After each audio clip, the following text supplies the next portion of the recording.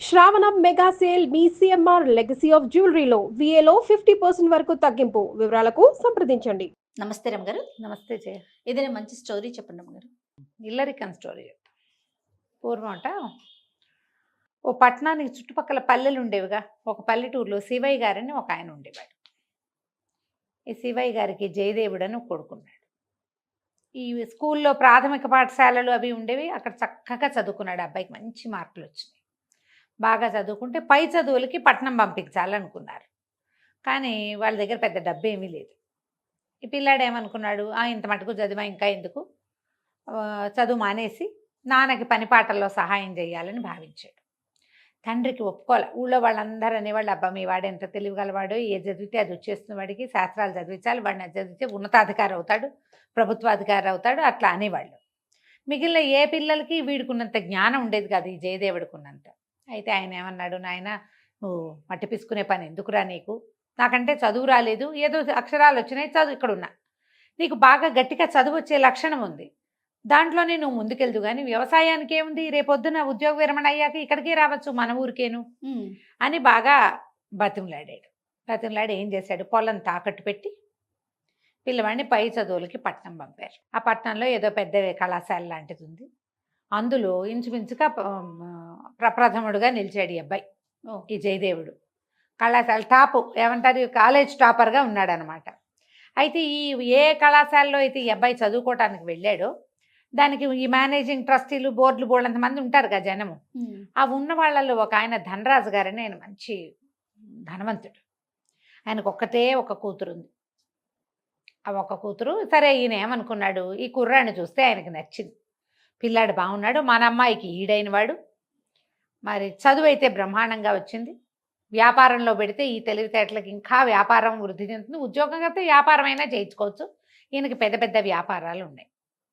ఈయన ఏమనుకున్నాడు, వీళ్ళ ఇల్లు వాకిలి అన్నీ కనుక్కున్నాడు. వీళ్ళకి తల్లిదండ్రులకి లేక లేక ఒక కొడుకు, ఒక పిల్లాడైతే బాధ ఏముంది. ఆయన ఆలోచించి ఓ రోజు రాబోయి మా ఇంటి భోజనానికి అని ఈ చదువు అయిపోయి ఇంకా గవర్నమెంట్ ఉద్యోగాలు ఏవో కొన్ని ఉన్నాయి, అప్పుడు నడిచేటువంటి జమీందారుల తాలూకు ఒక ఉద్యోగం ఏదో తీసుకున్నాడు. ఇంటికి రమ్మని పిలుచుకెళ్తే వాళ్ళ ఇంట్లో చక్కగా భోజనం పెట్టారు. ఈ ధనరాజు గారి కూతురు పేరు దీపిక. పిల్ల చక్కగా ఉంటుంది, అందంగా ఉంది, చక్కగా చలాకీగా కబుర్లు మాటలు మంచి చెప్తుంది. వాళ్ళ ఇంట్లో వంటలు బాగున్నాయి. ఈ భోజనాలు అవి అయ్యాక ఈయన ఏమన్నాడు, ఆ కుర్రాడు చెప్పాడు, ఎంతో బాగుందండి మీ ఇంట్లో వంట, అది బాగుందని చెప్పేసరికి రోజు తినసోయి మా అమ్మాయి చేతి వంట మా పిల్లని పెళ్లి చేసుకోమన్నాడు. పెళ్లి చేసుకుని మా ఇంట్లోనే ఇల్లరికం ఉండిపోదు కానీ అని అడిగితే ఈయన అబ్బాయి ఒప్పుకోలే. జయదేవుడు, అబ్బాయి కాదండి, మా అమ్మ నాన్నలకి నేను ఒక్కడనే కొడుకుని, ఇల్లరికం వచ్చి మీ ఇంట్లో ఉంటే మా అమ్మ నాన్నని నేను చూసుకునేది ఎట్లా, అదే కదా, అట్లా కుదరదండి, నాకు ఆసక్తి లేదు, మా అమ్మాయి నచ్చింది పాయింటే, కానీ ఇల్లరికం ఆలోచన మాత్రం నేను చేయను, మా అమ్మ నాన్నని సుఖపెట్టాలి కదా, మరి ఇంత పెద్దవాడిని అయ్యాను, ఇంత చదువుకున్నాను, ఏదో ఒక మంచి ఉద్యోగం ఉంది, వ్యాపారంలో అయినా నేను చేయగలుగుతాను, నాకు కుదరదండి అన్నాడు. అయితే ధనరాజు గారు అన్నాడు, దానికేముందో, మీ అమ్మా నాన్నలకు నువ్వు ఒకడవే కొడుకువి, మీ పొలం ఎటాగో సగం తాకట్లో ఉంది, కొంత పొలం ఉంది, అంతే కదా, మీ అమ్మా నాన్నతోటే మాట్లాడతాను, వాళ్ళు కూడా వచ్చి మనతోటే ఉండొచ్చు, హాయిగా అందరం ఒక కప్పు కిందే ఉందాము అని లైన్లో పెట్టాడు. అయితే అబ్బాయి మా అమ్మా నాన్న ఒప్పుకుంటే చూద్దాంలేంటి అన్నాడు. ఈయన పోయి పెద్ద మనిషి తరహాగా ఆ పల్లెటూరు వెళ్ళి ఆ శివయ్య గారితోటి మాట్లాడాడు. లేక ఒక పిల్లని దూరం ఇవ్వటం ఇష్టం లేదు, మేము మాత్రం ఎవరిని చూసి బతుకుతాం, ఆ పిల్లకి పిల్ల చెల్లా కలిగారనుకోండి, వాళ్ళని పెంచుకోవడానికి దానికి బాగుంటుంది, అబ్బాయికి వ్యాపారానికి నేను మదుపు పెడతాను, అతను చిన్న ఉద్యోగంలో ఉండాల్సిన అవసరం లేదు, అంత తెలివైనవాడు, మీరు మా దగ్గరే ఉండొచ్చు, ఇలాంటివేవో చెప్పారు. చెప్తే వాళ్ళు బాగా ఆలోచించుకుని వాళ్ళు ఏమన్నారు, మనకి ఒక పిల్లాడు, ఇక్కడ వాడికి తోడా పాడా, అత్తారింట్లో ఉంటే వాళ్ళు ముద్దు ముచ్చట అన్నీ చూసుకుంటారు. వాళ్ళు ఏమన్నారు, జయదేవుడితోటి ఏం పర్వాలేదురా అయ్యా, పిల్ల లక్షణంగా ఉంది, తండ్రి మంచి బుద్ధిమంతుడిగా కనపడుతున్నాడు, చేసుకో హాయిగా అని చెప్పారు. సరే, పెళ్ళుమని చేశారు వివాహం. ఈ పెద్దవాళ్ళిద్దరూ పట్టణానికి వచ్చారు, వాళ్ళ చుట్టాలు పక్కాలు అందరూ వచ్చారు. పెళ్ళికి వచ్చినప్పుడు ఏమంటారు, అబ్బో వీళ్ళ వైభోగం, మనలాంటి పల్లెటూరు వాళ్ళం, వీళ్ళ మధ్యలో ఏమి ముడతాం, అలా అవుతుంది చూడు. అవును, మనము మనకి వాళ్ళకి కొంత ఏమంటారు స్టేటస్లో తేడాలు ఉంటే గనక వాళ్ళ జీవన విధానం వేరే ఉంటుంది, మనది వేరే ఉంటుంది. పల్లెటూరు వాళ్ళు ఈ పట్టణవాసపు పోకట్ల మధ్యలో ఈమడలేరు. వీళ్ళు ఏమనుకున్నారు, అప్పుడప్పుడు వచ్చి పిల్లవాడు చూస్తాడు, ఇన్నాళ్ళు చదువుకుండలా అటగే ఉంటాడు, ఏముందిలే అని మేము ఇక్కడికి రాలేములేండి, మా ఇంట్లో మేము ఉంటామని చెప్పేశారు. వెళ్ళిపోయారు. వాళ్ళు వెళ్ళిపోయారు. పెళ్లి తర్వాత కొద్ది రోజులు ఇక్కడ గడిపి కోడల్ని కాస్త ముద్దుగా ముచ్చటగా నాలుగు చూసుకుని ఏదో పెట్టగల కింద పెట్టుకుని, అబ్బాయి ఎట్లాగో ఉద్యోగం చేస్తున్నాడు, వాళ్ళ పొలం అంతా తాకట్లో నుంచి వచ్చేసింది బయటికి, వాళ్ళ వ్యవసాయం వాళ్ళు చేసుకుంటూ ఊరు వెళ్ళిపోతామని వెళ్ళిపోయారు. ఒకరోజు ఏమైంది, 15 రోజులు నెల రోజులు గడిచిన తర్వాత జయదేవుడికి కొంచెం బెంగ వచ్చింది, మా అమ్మ నాన్న వెళ్ళిపోయారని. మామగారు ఏమన్నాడు, ఒక పనివాడిని పిలిచి, ఒరే ఈ డబ్బులు 1000 వరహాలు తీసుకెళ్ళి పల్లెటూరులో ఉన్న మా బావగారికి ఇచ్చిరారా అని వాడి చేతిలో పెట్టాడు. అది జయదేవుడు ఎదురుగుండానే చేశాడు. ఏమన్నాడు, మీ అమ్మ నాన్న ఈ పట్టణవాసంలో ఏమడలేరయ్యా, పెద్దవాళ్ళు, వాళ్ళు కూడా మా పల్లెటూరు పద్ధతులు వేరు, ఇక్కడ పద్ధతులు వేరు, ఇక్కడ ఏమడలేమని అన్నారు కదా, వాళ్ళ జీవితం హాయిగా వెళ్ళిపోతుంది, నలుగురు పని వాళ్ళని పెట్టుకుని ఆ వ్యవసాయం నడిపించుకుంటారు, వాళ్ళ ఇంట్లో వాళ్ళు సుఖంగా ఉంటారు, ఈ 1000 వరహాలు వాళ్ళ కోసమే పంపిస్తున్నాను అని చెప్పాడు. జయదేవుడు నమ్మి స్థిమితంగా ఉన్నాడు. అమ్మ నాన్నకి పని ఎలాగో చుట్టుపక్కల చుట్టాలు పక్కల అక్కడే ఉన్నారు, అవును, వాళ్ళ జాతి వాళ్ళంతా అక్కడే ఉన్నారు, వ్యవసాయానికి సహాయం నాన్నకి ఏముంది, డబ్బులు ఇచ్చి పంపించారు కదా, వాళ్ళే చూస్తారని ఊరుకున్నాడు.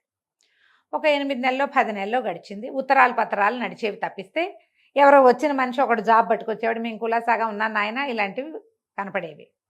ఈ అబ్బాయి స్థిమితంగా ఉన్నాడు, మామగారు ఏదో కొత్త బిజినెస్ డెవలప్ చేశాడు, ఈ అబ్బాయి మంచి జోరుగా అందులో ఉన్నాడు. దీపిక కూడా చక్కగా ఉండేది, భార్యాభర్త అన్యోన్యంగా ఉండేవాడు. ఒకనాడు ఎవరో ఒక దూరపు చుట్టం ఇక పట్టణంలో పనుండి వచ్చి ఒక వ్యాపారపు కూడల్లో జయదేవుడు కనపడ్డాడు. కనపడి ఆయనతో పాటు వెళ్ళింటికి వచ్చాడు. జయదేవుడితో పాటు ఇంటికి వచ్చాడు. వచ్చి ఎంత బ్రహ్మాండంగా ఉంది ఇల్లు వాకిలి, నువ్వు ఇక్కడ హాయిగానే ఉన్నావు, మీ అమ్మ నాన్న ఇబ్బంది పడుతున్నారు ఆ పల్లెటూరులో, అదేమిరా అబ్బాయి అలా వదిలేసావు అన్నాడు. అనగానే ఈ కుర్రాడు అన్నాడు, అదేం లేదు బాబయ్య, వదిలేయటం ఏముంది, మా అమ్మ నాన్న ఇల్లరికానికి ఒప్పుకున్నారు, ఇక్కడే వచ్చి ఉండమన్నాం, వాళ్ళు మేము ఉండలేమన్నారు, మా మామగారే 1000 వరహాలు పంపించారు, పని వాళ్ళని పెట్టుకుని స్థిమితంగా ఉండండి అని. మా అమ్మ నాన్న హాయిగానే ఉన్నారనుకుంటా, నేను కూడా ఈ కొత్త వ్యాపారపు పనులలో తలమునకలుగా ఉండి ఇంకా వెళ్ళలేదు, ఎప్పుడో రేపు పండగలు ఎప్పుడెప్పుడో వెళ్ళి చూసొస్తాననేసరికల్లా 1000 వరహాల మీ మామగారు పంపించాడా, ఎప్పుడురా నాకు తెలీదే అన్నాడు. నాకు తెలుసు బాబయ్య, నా ఎదురుగుండానే పనివాడికి ఇచ్చి పంపించాడంటే, మీ ఇంటి నుంచి మన ఊరు ఒక్క పనివాడు కూడా రాలా, ఊళ్ళోకి 10 రూపాయలు వస్తే మొత్తం అంతా తెలుస్తుంది, 1000 వరహాలు వచ్చినాయంటే ఇప్పటి డబ్బులు 10 లక్షలతోట సమానం, అది పెద్ద అమౌంట్. అంత పెద్ద మొత్తం మీ అమ్మా నాన్న దగ్గర చేరితే నాకు తెలియకుండా ఎట్లా ఉంటుంది, నేనేమో మా ఇల్లేమో పక్కనే కదా, అంతేగా, వాళ్ళు ఇదివరకటి పద్ధతిలోనే ఉన్నారు, వ్యవసాయం పని ఒంటి చేత్తో చేస్తున్నాడు మీ నాన్న. అండ్ ముఖ్యమైనది ఏంటంటే 4-5 ఏళ్ల నాటికి ఇప్పటికీ పెద్దవాడయ్యాడు అనేసరికి తను ఆశ్చర్యపోయాడు. ఓహో సరే అనుకుని సరేలేండి అన్నాడు. ఆ వచ్చిన చుట్టం వెళ్ళిపోయాడు. ఆ చుట్టం వెళ్ళిన 5-6 రోజులకి దీపికకి ఏదో అనారోగ్యం మొదలైంది. కొద్దిగా జలుబు చేసింది, తర్వాత దగ్గు వచ్చింది, ఏమిటో మంచం మించి లేవలేకపోయేది. ఓ వైద్యుడిని పిలిచారు. వైద్యుడు వచ్చాడు, ఏదో మందు వేసాడు. మందుగానే ఉంది, పిల్లగానే ఉంది, మంచం మీద లేచేది కాదు, ఎప్పుడు చూసినా అంటూ ఉండేది. ఆ తండ్రి ఆ పిల్ల మూలుగు వినలేకపోయేవాడు. అయ్యో పిల్ల మూలుగుతోంది, ఏమిటో బాధపడుతోంది, దానికి ఊపిరాటల్లా, దానికి గాలి జాలటల్లా. 10 రోజులు తిరిగాడు వైద్యుడు. 11వ రోజున అన్నాడు, ఏమిటో ఈ పిల్ల ఇక్కడ రెక్కొంటలేదండి, ఏదైనా చక్కగా మంచి గాలి వచ్చే చోటకి పంపించండి, చెట్లు గిట్లు ఉండాలి, మన పట్టణం కదా, ఇక్కడ ఏమిటంటే కొంచెం కాలువలు అవి ఉంటాయి, ఇళ్ళు సమర్థంగా ఉంటాయి, దగ్గరగా ఉంటాయి, జనసమర్థం హెచ్చు, అటా కాకుండా ఇల్లు తెరిపిగా ఇళ్ళుండి, కాస్త జాగా ఉండి, 4 మొక్కలుండి, పక్షి కూతలు అవి వినపడుతూ ఉండి, అంటే ఆకాశం కనపడేలాగా ఉండి, అట్లా ఎక్కడికైనా మార్చండి అన్నాడు. మార్చండి అంటే ఈ జయదేవుడు అన్నాడు, ఎక్కడికో మార్చడం ఎందుకండి, మా ఊళ్ళో మా ఇల్లు ఇట్టగే ఉంటుంది, మాది విశాలమైన జాగా, మధ్యలో ఇల్లు, చుట్టూతా చెట్లు, తెల్లారితే పక్షులు కిలకిలారావాలతోటే లేస్తాం, కోడి కూతలు బాగా వినపడతాయి అన్నాడు. అనేసరికల్లా ఈ దీపికంది అక్కడ తీసుకెళ్ళవా నన్ను అంది. ఈయన ఇంకేమో కాదని లేపోయాడు. పిల్లని అత్తారింటి పంపటం ఆయనకి ఇష్టం లేదు, అదేదో పిచ్చి పల్లెటూరు, కానీ ఇప్పుడు పిల్లకేమో జబ్బు చేసింది, వైద్యుడేమో అక్కడికి తీసుకెళ్ళండి అంటున్నాడు, ఎక్కడికో తీసుకెళ్ళమన్నాడు. ఇప్పుడు చల్లగా ఉండే చోటికి తీసుకెళ్ళండి వేరే కథ చెప్పాడు అనుకో, ఆ కథకు అనుగుణంగా ఇక్కడ ఏం ఉండదు. కానీ ఈ జయదేవుడు ఊళ్ళో ఏమున్నాయో వైద్యుడు అవే చెప్తున్నాడు. ఇక ఆయన ఏం మాట్లాడలేకపోయాడు. బండి కట్టించి పిల్లని అల్లుడిని పంపించారు. 10 రోజులైంది, 15 రోజులైంది, 20 రోజులైంది, నెల అయింది, దీపిక రాలా, జయదేవుడు రాలా వెనక్కి. తల్లి తండ్రి బెంగటిల్లిపోయారు పిల్ల కోసం. ఉమ్, మరి ఆ పిల్లని ఎక్కడికి పంపకూడదు అనుకున్నారు. అదే. ఉత్తరాలు వస్తున్నాయి. ఒక ఉత్తరం ఎవడో మనిషి వచ్చాడు, బాగానే ఉంది, ఆరోగ్యం కొంచెం కోలుకుంది. ఎప్పుడు వస్తారు అని వీళ్ళు ఉత్తరం రాస్తే రావడం గురించి వాళ్ళ సమాధానం రాయటల్లా. 2 నెలలు గడిచిపోయినాయి. ఇక విసిగిపోయారు వీళ్ళు. ఆ పిల్లను లేకుండా ఉండలేకపోయారు అమ్మా నాన్న. ఓ బండి కట్టించుకుని వీళ్ళే ఆ పల్లెటూరికి పోయారు. పోయేసరికి ఈయన వెళ్ళేసరికి వాతావరణం ప్రశాంతంగా, పెద్ద విశాలమైన ఇల్లు, వాకిలి, వాకిట్లో ముగ్గులు, కోళ్ళు అవి తిరుగుతున్నాయి. ఓ పెంపుడు కుక్కుంది వాకిట్లో. బోలెడన్ని చెట్లు, వాటి నిండా పువ్వులు. అక్కడ ఇక్కడ ఓ దానిమ్మ చెట్టు, ఓ జామ చెట్టు, ఓ నేరేడు చెట్టు. వాటి మధ్యలో నుంచి కూతురు పరిగెడుతూ పువ్వులు కోస్తుంది కనపడింది ఆయనకి. పిల్ల చూస్తే ఆరోగ్యంగా నవనవలాడుతూ మన ఇంటి దగ్గర కంటే ఇక్కడే బాగుంది అనిపించేలాగా ఉంది. ఏమనాలో తెలియలే. ఇయ్యాల వారేమో రండి రండి అన్నారు. ఇంట్లో ఉన్నారు. పల్లెటూరు భోజనాలు ఏముంది, చక్కగా అప్పటికప్పుడు ఫ్రెష్గా కోసిన తోటకూర, అప్పుడే తెంపుకొచ్చిన వంకాయలతో కూరలు, భోజనాలు, పాలు, పళ్ళు, మజ్జిగ. పళ్ళకేముంటాయి, సిటీలో ఉండే పళ్ళు పల్లెటూళ్ళలో ఉండవు. ఏదో బొప్పాస్కాయలు, నేరేడుకాయలు అవి కాస్తాయి.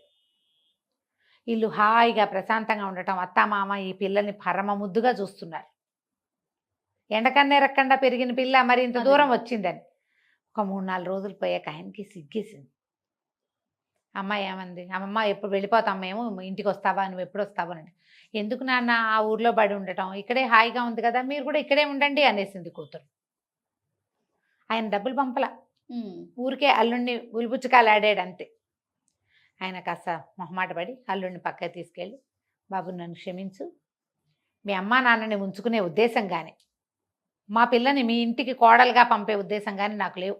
మాకు ఇల్లరిక పల్లుడు కావాలంతే, మా పిల్ల మాతోటే ఉండాలనుకున్నాను. కానీ మా ఇంట్లో కంటే పిల్ల ఇక్కడే ఆరోగ్యంగా, ఇక్కడే సంతోషంగా ఉంది. దానికి లభిస్తున్న గౌరవం మర్యాద చూస్తే కన్నవాళ్ళం మేము ముద్దే చేస్తాం. గౌరవ మర్యాదలు మా వల్ల లభించవు, అత్తవారింట్లో దానికి లభిస్తున్నాయి. నన్ను క్షమించు, నేను మీ అమ్మగారికి వాళ్ళకి ఏం డబ్బులు పంపలా, వాళ్ళకి అలవాటైంది, వాళ్ళు అలాగే ఉంటారులే అని అనుకున్నాను. నాకు బుద్ధి వచ్చింది, మీ ఇంట్లో నేను ఎట్లా ఉంటాను, ఇక్కడే ఏదైనా జాగా చూడు, ఓ ఇల్లు వాకిలి కట్టుకుని మేము ఇక్కడే ఉంటాం, మా పిల్లని మేము రోజు కంట చూసుకుంటూ ఉంటాం, మా పిల్ల మీ ఇంట్లోనే ఉంటుంది, మాకు ఇల్లరికం వద్దు, పిల్లలు పుడితే ఓ పిల్లల్ని మేము కూడా పెంచుతాం అని అన్నాడు. అన్నాక వీళ్ళ ఇంటికి కొంచెం అవతలగా ఉన్న ఒక ఎగువని ఉన్న ఒక స్థలం కొన్నారు. డబ్బులున్నవాడు తలుచుకుంటే ఏముంది, రాజు తలుచుకుంటే దెబ్బల కొదవా అన్నట్టు చకచక పెద్ద పెద్ద ఇల్లు ఒకటి కట్టారు. దీపికకి 4-6 పిల్లలు పుట్టారు. వాళ్ళ అమ్మా నాన్న వీళ్ళమ్మా నాన్న హాయిగా కలిసి పెంచుకున్నారు.